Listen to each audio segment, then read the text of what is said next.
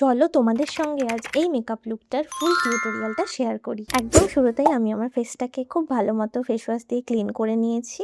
তারপর আমি একটা ওয়েট ওয়াইপস দিয়ে আমার ফেসের আরেকটু যা ডার্ট ছিল সেটাকেও একদম পরিষ্কার করে নিলাম।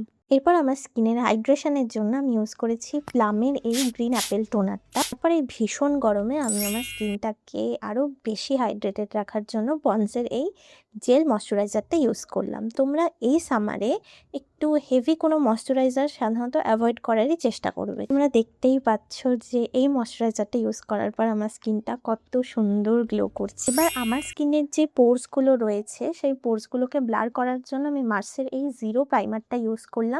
এটা খুব সুন্দর আমার সব পোরসগুলোকে ব্লার করে দেয়। তোমরা দেখতেই পাচ্ছ আমার স্কিনের পোরসের জায়গাগুলো কত সুন্দর একটা ব্লার হয়ে গেছে।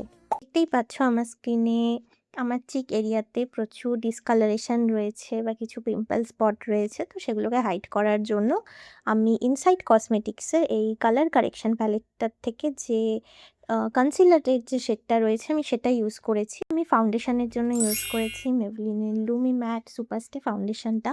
এটা খুব ভালো ফাউন্ডেশন, এই সামারে তোমরা ইউজ করতে পারো। এটা মানে একটা খুব সুন্দর ডিউই ফিনিশ দেয় আর অনেকক্ষণ স্টে করে। ব্লাশের জন্য আমি ইউজ করেছি হিলারি রোডার এই ক্রিম ব্লাশটা। এটা খুবই ভালো একটা ব্লাশ, এটা খুব ইজিলি স্কিনে ব্লেন্ড হয়ে যায়। এরপর আমি মার্সের এই ক্যান্সেল কনসিলারটা ইউজ করেছি, খুবই সামান্য ইউজ করেছি, জাস্ট একটু হাইলাইটিং পয়েন্টগুলোতে ইউজ করলাম, এর বেশি আমি এই কনসিলার ইউজ করব না।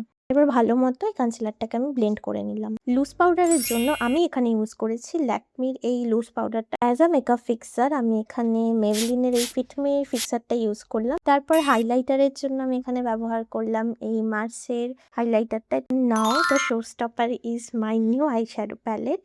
এটা মার্সের কালারফুল একটা আই শ্যাডো প্যালেট। এখান থেকে আমি আমার ড্রেসের সাথে ম্যাচড ডার্ক ব্লু কালারটা নিয়ে একটা সুন্দর আই মেকআপ করলাম, যেখানে আমি আউটার কর্নারে এই ডার্ক ব্লু শেডটা ইউজ করলাম আর মাঝে একটা গোল্ডেন শিমার শেড ইউজ করেছি। তারপর আমি মাস্কারার জন্য মেবলিনের এই হাইপার কাল মাস্কারাটা ইউজ করলাম। এটা খুব ভালো একটা ভলিউম দেয় আইল্যাশগুলোতে।